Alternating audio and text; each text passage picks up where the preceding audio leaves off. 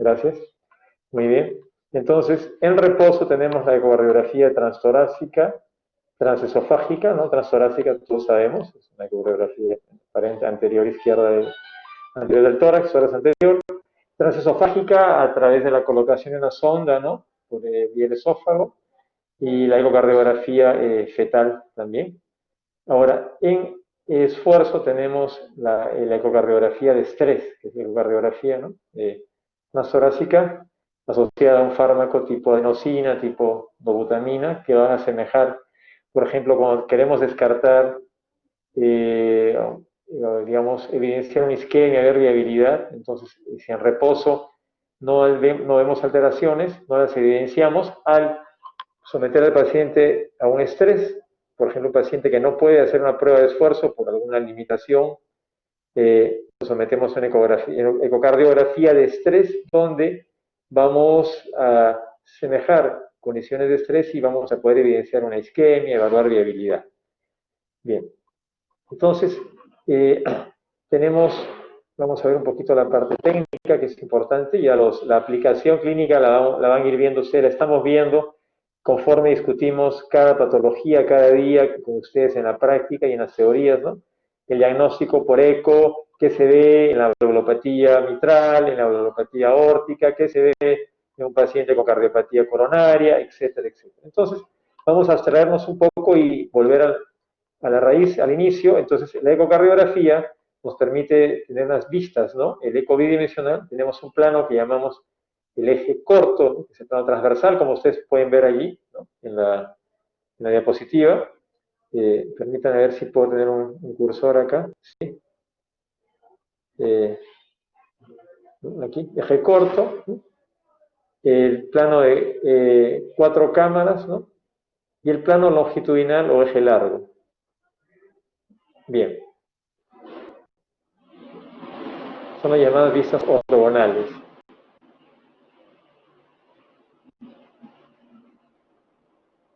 Ahora, en cuanto a la posición de los transductores, por convención tenemos 4 posiciones en las cuales facilitan para visualizar unas más que otras diversas estructuras. Ya son ya prácticamente convencionales, ¿no? La más común es el eje paraesternal, ¿no? Y acá a nivel del cuarto espacio intercostal, ¿no? Izquierdo. Tenemos el eje apical también, el eje subcostal, como pueden ver acá, y el eje, ¿no? Supraesternal, para ver, por ejemplo, arco aórtico, ¿no? Aórtico. Entonces, aparte de los planos, que se van a ser terminados por la posición del transductor, si está transversal o longitudinal a la estructura que queremos, también podemos ver el área, ¿no? El foco en el cual está colocado el transductor. Entonces, por ejemplo, dicho esto, tendríamos un eje largo, ¿no? Un longitudinal, con el transductor colocado en el área paraesternal izquierda, ¿no? Y el transductor se sugiere se alinee con el eje mayor entre la cadera izquierda, ¿no? Y el hombro del paciente, el hombro derecho del paciente. Entonces nos va a permitir ver, ¿no? Este esquema que ustedes pueden ver en la derecha, ¿no? Aquí donde ustedes van a ver, van a visualizar arriba las cavidades derechas, ventrículo derecho, que son cavidades generalmente anteriores, ¿no es cierto? Y luego el ventrículo izquierdo, acá van a ver la válvula mitral, el tracto de salida, la vía de salida con la válvula aórtica, ¿no? Y la aurícula izquierda.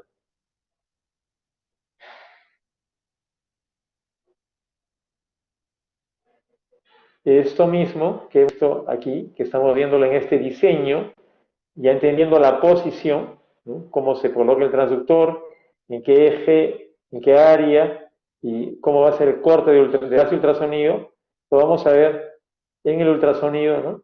Directamente, pues aquí tiene ventrículo derecho arriba, ventrículo izquierdo, aorta y aurícula izquierda. Entonces, obviamente, y acá tienen una pieza, ¿no? Anatómico, de anatomopatología, ¿no? Con corazón disecado, donde pueden ver ustedes ventrículo derecho, septum, ventrículo izquierdo. Observen la espesura del ventrículo izquierdo en comparación con el ventrículo derecho y la aurícula izquierda. Esto, conforme ustedes realizan la ecocardiografía, se van a ir familiarizando con las vistas, pero es necesario que se orienten, ¿no? Para saber en qué posición está el transductor, cómo está, en qué eje está, para que ustedes puedan interpretar y entender lo que están viendo, y también para que sepamos lo que queremos buscar, ¿no? Si queremos ver, por ejemplo, la vía, el tracto de salida del ventrículo izquierdo, la vía de salida, pues usaremos este eje y nos va a permitir visualizar perfectamente esto, ¿no? Entonces es importante, por ejemplo, queremos ver tal vez un CID, una comunicación interventricular, pues ahí tienen ustedes el septum, en este caso un poquito engrosado, ¿no? Y se podría medir también, por ejemplo, ¿no? Entonces, la ecocardiografía, como mencioné, en manos expertas nos da mucha información realmente, ¿no? En base a, es un examen en el cual inclusive cada día se adicionan ventajas enológicas que lo convierten hoy en día en un examen muy importante, no solo en cardiología, en muchas patologías, a la ecografía en sí, en muchas especialidades. Ahora, si rotamos el transductor, por ejemplo, en sentido transversal, lo ponemos entre la cadera izquierda y el hombro derecho, ¿no? Ahora lo vamos a rotar 90 grados, ¿no? Y observen ustedes hacia el hombro izquierdo, y tenemos un eje corto para el esternal izquierdo, o sea, el sentido, mientras el anterior longitudinal, ahora lo giramos, ¿no? 90 grados y vamos a tener el transductor transversal. ¿Qué vamos a ver? Pues ustedes observen, el ventrículo derecho siempre es anterior, ¿no? Correcto, y aquí vamos a ver la aurícula derecha, vamos a ver las venas pulmonares, arteria pulmonar, las valvas simoideas de la aorta, ¿no? ¿Ok? Bien.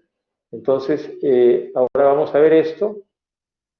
Aquí tienen ustedes, ventrículo derecho, ventrículo izquierdo, observen ustedes, visto ya al ecocardiografía y visto en una pieza de anatomía patológica, ¿no? Ven el grosor muscular del ventrículo izquierdo en comparación con el ventrículo derecho, observen ustedes, ¿no? Bien. También podemos colocar el transductor, podemos subir un poquito a nivel de la válvula aórtica, ¿no? Y obtener más detalles sobre las sismoideas aórticas pulmonares, ¿no? Y ver más cavidades, en este caso del ventrículo derecho, aurícula izquierda, aurícula derecha, y aparece también la válvula tricúspide. Entonces, como ven ustedes, tenemos un sinnúmero de información. Lo importante es, en este caso, ser reglados, o sea, de alguna forma seguir una secuencia, ¿no? Una secuencia en el examen, que ya cada centro tiene secuencia, ¿no? Comienzan con el paresternal largo, corto, luego van al subcostal, si fuera necesario al apical, o si fuera necesario también al supraesternal. Y aparte vamos a mencionar también otras ventajas tecnológicas para ir, aparte de la posición, lo que llamamos el 2D, ¿no?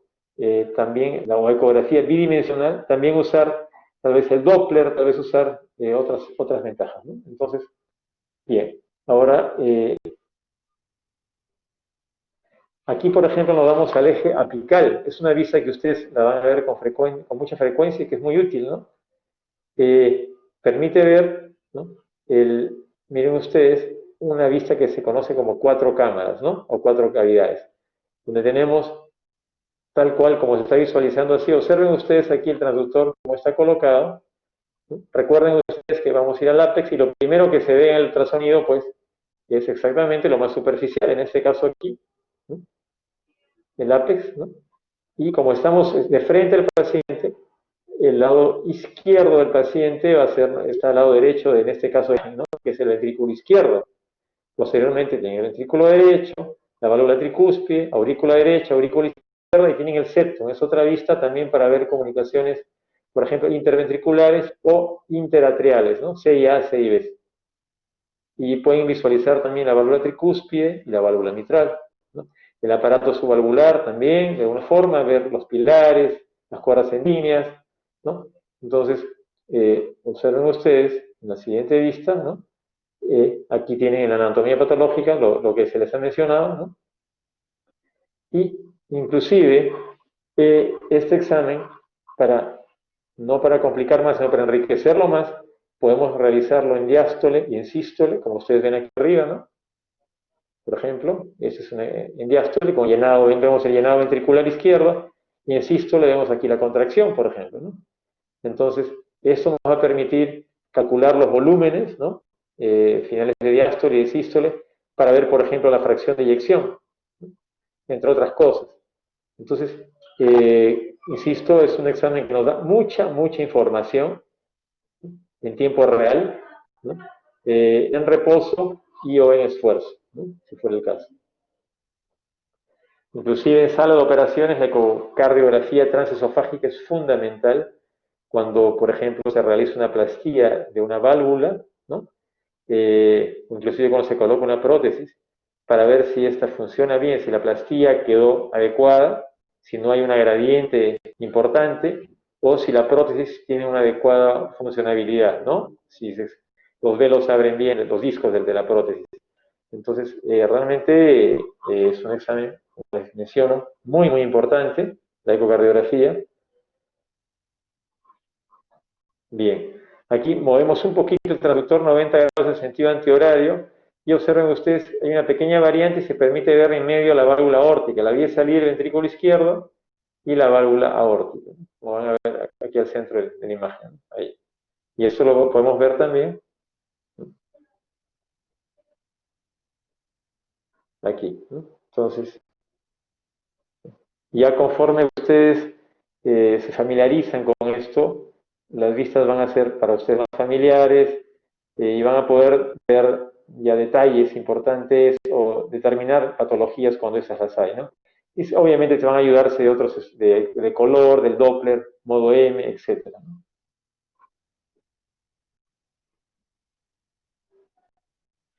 Ahora, en el área subcostal, ¿no? También tenemos el eje corto, como el transductor transversal, se pone a la cabeza del paciente, ¿bien? Y ahora, ¿qué permite ver aquí? Nos permite ver básicamente el ventrículo derecho, ¿ok? ¿Bien? Y nos permite ver válvula pulmonar también, ¿no? Aurícula derecha. Recuerden que las cavidades derechas son anteriores. Y también podemos visualizar el ventrículo izquierdo, ¿no? Que es posterior o inferior, como quieran llamar. Músculos papilares también se podrían ver, acá tienen los dos, ¿no? En su inserción, en el ventrículo justamente. Bien, ponemos la subcostal también en 4 cámaras, ¿no? Rotando el transductor en sentido horario, 90 grados. Esto ya es, o sea, son más áreas, ya cortes más de especialidad. Al final, el ecocardiografista, ya con la experiencia, puede saber dónde ubicar mejor, ¿no?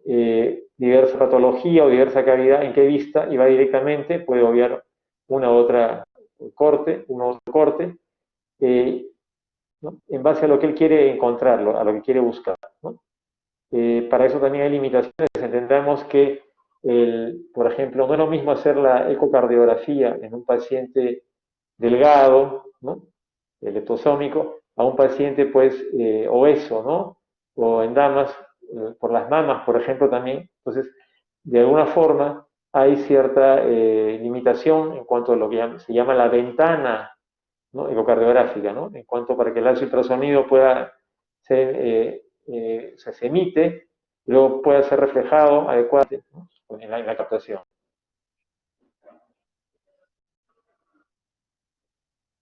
Una es la vista en la anatomopatología y la vista ecocardiográfica, ¿no? De cómo se ve, pues en este caso también el septum intraauricular, otra vista para ver CIA, por ejemplo. Ahora, para enriquecer más, no para complicar más el estudio, tenemos lo que se llama el modo M, ¿no? Entonces, el mismo transductor, ¿no? Puede programarse en este modo. Estábamos antes, recuerdan que anteriormente en el modo bidimensional, 2D, ¿no? 2 dimensiones, que es el clásico, pero colocando el modo M, ¿no? Podemos ver, digamos, trazados, ¿no?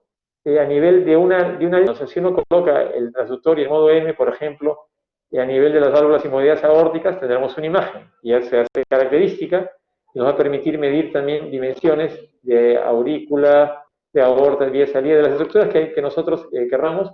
Igual podemos colocar a nivel de la válvula mitral, transmitral, a nivel de ventrículo izquierdo, no, ventricular y ventrículo derecho, para hacer mediciones, medir el septum, medir ventrículo izquierdo y pared posterior del ventrículo izquierdo, pared libre, ¿no?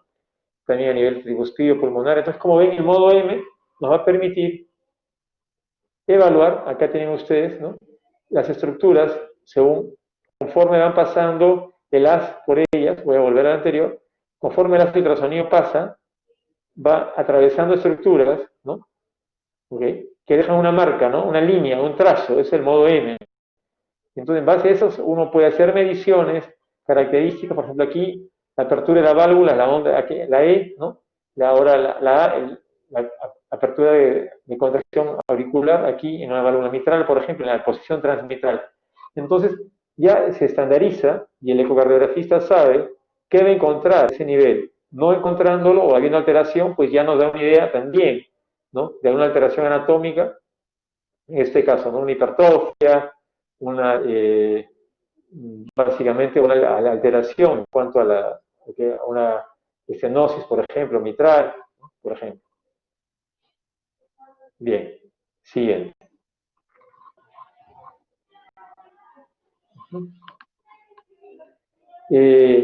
Tenemos también, así como hemos hablado del modo de 2D, tenemos el modo 3D, ¿no?, o sea, el tridimensional, ¿no?, el cual nos permite una reconstrucción, o sea, la imagen es guardada y luego el software lo reconstruye, ¿no?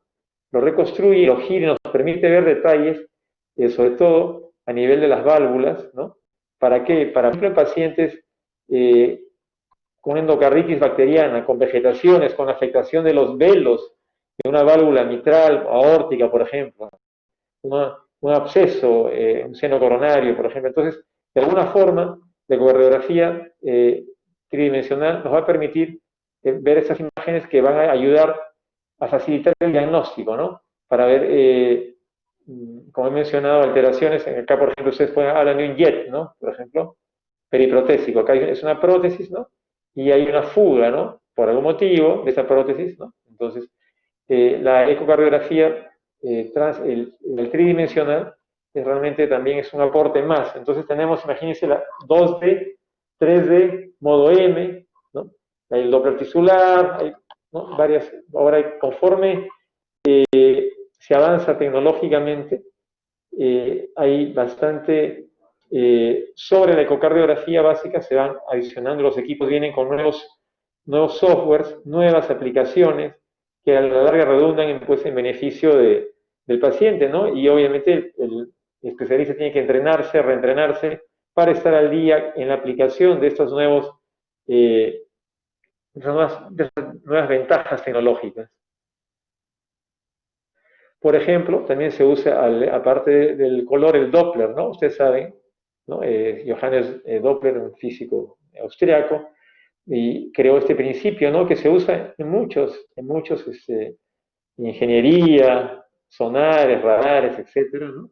Entonces, básicamente lo que él menciona es que digamos, el ultrasonido, cuando interactúa con un objeto en movimiento, ¿no?, va a depender básicamente de la velocidad y la dirección de ese objeto, ¿no? Es como cuando una ambulancia viene hacia nosotros, el sonido es más fuerte, ¿no?, porque es una suma de vectores, el vector de la velocidad de la ambulancia más la velocidad del sonido emitido por la sirena. Cuando la ambulancia nos ultrapasa, nosotros escuchamos la sirena más débil, porque hay una suma algebraica de vectores, ¿no? La velocidad de la ambulancia, que es en sentido opuesto a nosotros, por ejemplo, y la velocidad del sonido que se acerca a nosotros, ¿no? Entonces, por ende, en esta suma algebraica, más con menos, pues, entonces el sonido digamos, recibimos de una manera menor.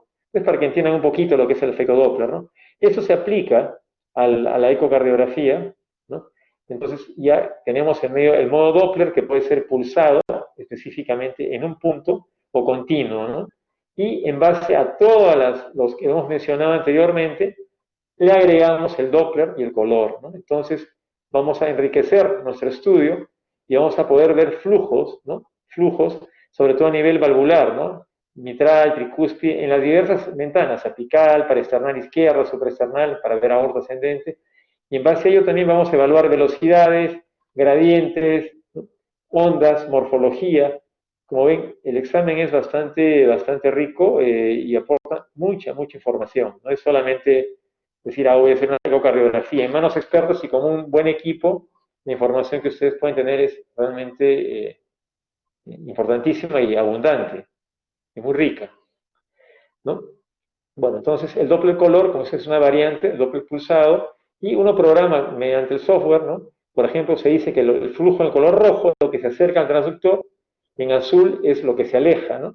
Eso es lo convencional, ustedes pueden presetear y cambiar esto. Y se habla de aliasing o mosaico cuando hay un flujo turbulento en el cual tenemos ambos, ¿no? Es un flujo, una mezcla de ambos, ¿no? Aquí, por ejemplo, el Doppler color en un punto, como mencioné, ¿no? Es un Doppler pulsado, ¿no? Entonces, sobre la imagen en modo M, sobre todo en modo 2D o 3D, se puede colocar el Doppler, ¿no? ¿Sí? Y en base a la velocidad y la dirección de la sangre, ¿no? Nos indica pues si está acercándose al transductor en rojo o si se aleja en azul. Si ustedes tienen esa información en tiempo real, aparte de alteraciones anatómicas y hacer mediciones, pueden evaluar flujos, velocidades, gradientes, que se van a correlacionar, por ejemplo, en una válvula mitral, por ejemplo, ¿no? Una estenosis menor de 1 centímetro cuadrado de área, con una gradiente importante, pues entonces, ok, entonces estamos hablando de una estenosis mitral severa, probablemente corrección quirúrgica, ¿no? Por decir, ¿no? Igual en aorta también, ¿no? Bien. Aquí lo mismo, ¿no? Por ejemplo, en insuficiencia mitral, una regurgitación mitral, y ustedes ven que el flujo, como es en ambos sentidos, ¿no? Porque hay flujo que se acerca al transductor y que se aleja por la regurgitación, se forma un mosaico o aliasing, ¿no? Hay una especie de flujo amarillo turbulento, ¿no? Y también este jet de insuficiencia se cuantifica junto a otros parámetros y también nos va a permitir ver el grado de severidad de, en este caso, de insuficiencia mitral, ¿no? Si es leve, moderada o severa. Aquí lo mismo, ¿no? Pueden ustedes ver ambos flujos, mitral y tricuspidio, ¿no? En una insuficiencia, ¿no? Y catalogarla. También se puede evaluar, obviamente ya han evaluado en el modo bidimensional si hay algún defecto en la válvula, en los velos, en las cuerdas sanguíneas, en los músculos papilares, en un prolapso, etcétera, etcétera, etcétera. O si estamos tal vez con una miocardiopatía dilatada y hay una dilatación, en todo caso, funcional de la válvula mitral, el anillo, por ejemplo, y esta ocasiona una insuficiencia mitral secundaria, ¿no? Entonces, realmente la ecocardiografía nos va a dar mucha, pero mucha información, es realmente muy importante, tanto sí que es una subespecialidad, ¿no? Para ser ecocardiografista como tal titulado, en muchos países se exige primero terminar cardiología, o por lo menos haber hecho 2 años de cardiología clínica básica, para luego hacer 1 o 2 años de subespecialidad en ecocardiografía.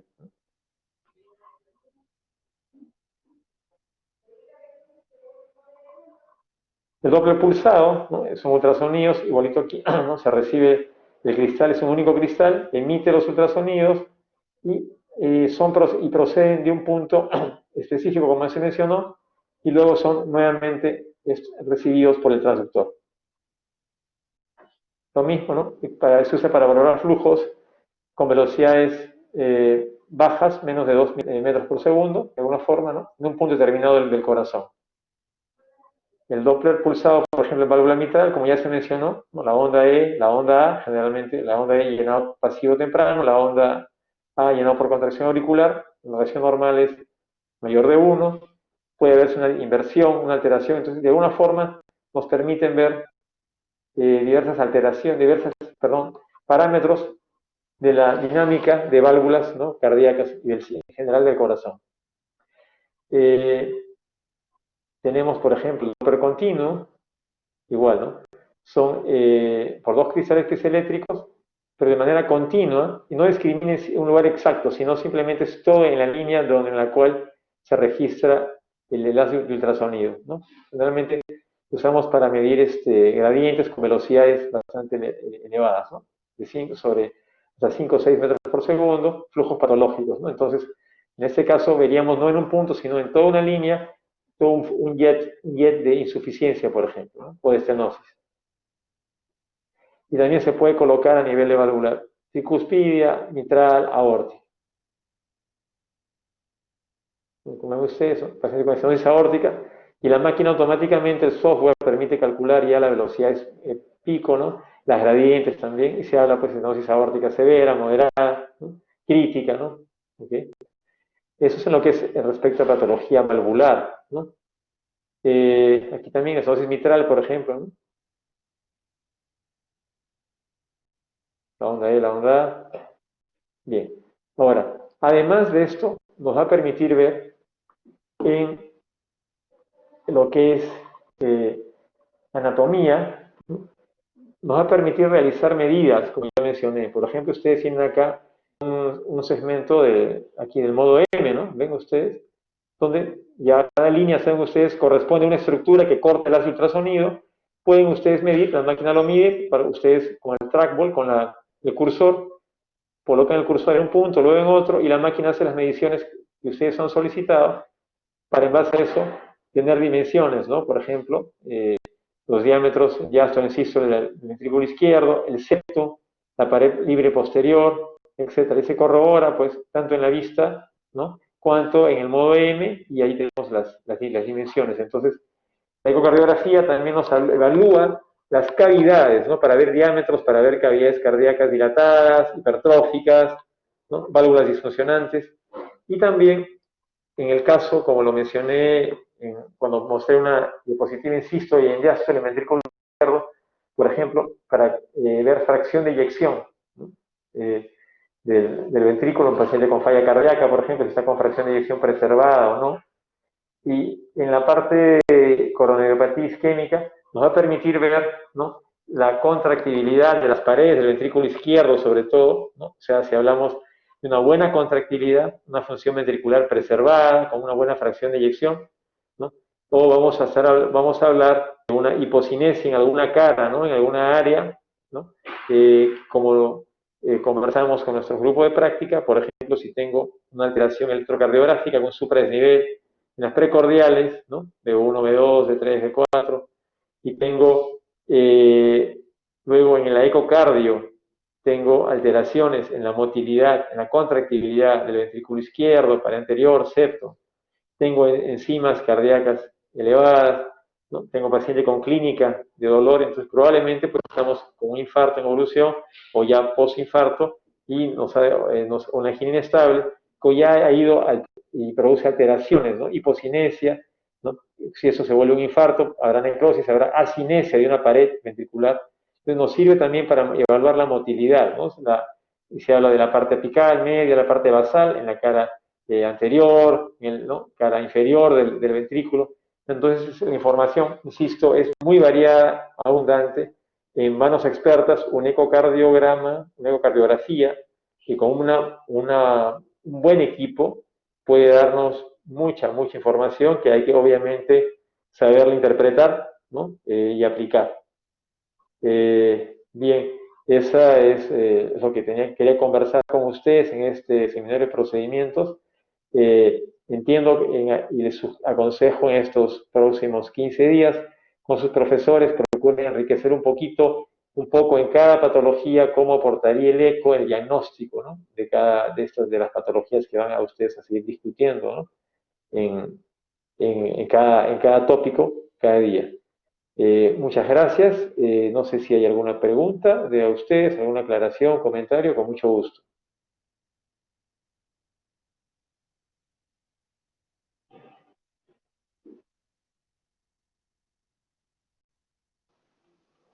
Buenas tardes, doctor. Yo tengo una consulta. Claudia, Sí, doctor, sí, Claudia. ¿cómo estás? Adelante, adelante, dime. Doctor, en el caso de los pacientes pediátricos, ¿qué tipo de Sí. cuidado se tiene para la toma de una ecocardiografía? Y si es que hay algún tipo que sea de mayor uso en este tipo de pacientes. Ok. Bueno, mi paciente pediátrico, mira, con decirte lo primero, ¿no? Muchas veces el paciente, hay transductores pediátricos, software, ¿no? Ya adecuados para esto, y se puede realizar desde que el niño, el bebé lo tolere, ¿no? Pues difícilmente creo que si es necesario habría que sedarlo o algo, pero yo creo que el niño sí lo puede tolerar con cierta distracción. Obviamente hay limitaciones, ¿no? Hay limitaciones al estudio, porque hay movimientos involuntarios, como todo niño. Inclusive, y aprovechando tu comentario, se hace también ecocardiografía ya transfetal, ¿no? Entonces a través ya ¿no? Del vientre de la madre se puede llegar, como ustedes saben, ¿no? A determinar inclusive anomalías congénitas, ¿no? Por ejemplo, a nivel cardiovascular, ¿no? En los neonatos, ¿no? Perdón, en los fetos. Entonces, limitaciones sí, las van a ver definitivamente a comparación del adulto por la colaboración del niño, ¿no? Es algo que hacer un poco de sedación, ¿no? Ahora, pero igual el examen hecho en manos expertas, hay transductores pediátricos, como te digo, que vienen con los equipos, o sea, hay un transductor cardíaco adulto y hay un transductor cardíaco pediátrico. Todo equipo ecocardiográfico, digamos, de porte medio para avanzado, trae los dos transductores, ¿no? Tal vez un equipo básico solo te trae un transductor, pero ya los equipos medio, de media gama y alta gama traen transductores pediátricos, ¿no? Y pues igual también en cardiopediatría tienen aplicación y tienen obviamente sus aplicaciones, sus medidas, etcétera, etcétera, ¿no?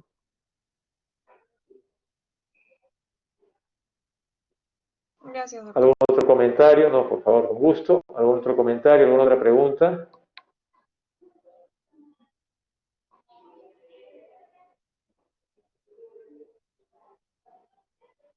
Ok, imagino que querrán almorzar. Insisto, por favor, no dejen de profundizar esto con cada día, con cada tópico de práctica. Procuren averiguar un poquito más con sus profesores qué aplicaciones, qué ayuda puede dar la ecocardio, porque tiene una ventaja, es un examen no invasivo. La desventaja es que es operador y equipo dependiente, obviamente, ¿no? Y tal vez, como dijo Claudia, si el paciente no colabora también. Más manos de mediana experiencia y con un equipo medianamente bueno, se puede tener mucha información que obviamente hay que saber interpretar y aplicar, ¿no? No es solamente, no nos van a dar todo, pues, la receta ya lista, ¿no? Sí, definitivamente no, pero va a aportar bastante, y eso es lo más importante, ¿no? En cardiología, cada examen eh, aporta información valiosa y se complementan los exámenes, todos ellos, desde el electrocardiograma, el ecocardiograma, la cinecoronariografía, la prueba de esfuerzo, el Holter para arritmias en 24 horas, el mapa, monitoreo ambulatorio de presión arterial, etcétera, ¿no? El SPECT, gamografía tal vez, resonancia, tomografía, angiotomografía, entonces todos contribuyen en algo y todos tienen tal vez alguna preferencia en algún tipo de patología u otra, ¿no? Y la idea es que ustedes tengan una idea general de esto y sepan, por lo menos la ecocardiografía casi se usa en todas las patologías, igual que el electrocardiograma, son exámenes ya que han ganado un lugar y son exámenes básicos para todo estudio cardiológico. Bien. No habiendo otro comentario o pregunta, agradezco por su atención, pues, que estén bien, buen fin de semana para ustedes y continuamos nosotros aquí con las prácticas el día de mañana con el grupo de práctica. Muchas gracias. Buenas tardes. Gracias, doctor. Buenas tardes. Buenas tardes, Claudia. Gracias. Gracias a todos. Que estén bien. Por Adiós. favor, Gracias. termine la grabación, por favor, doctor. ¿Cómo no? Encantado. Gracias.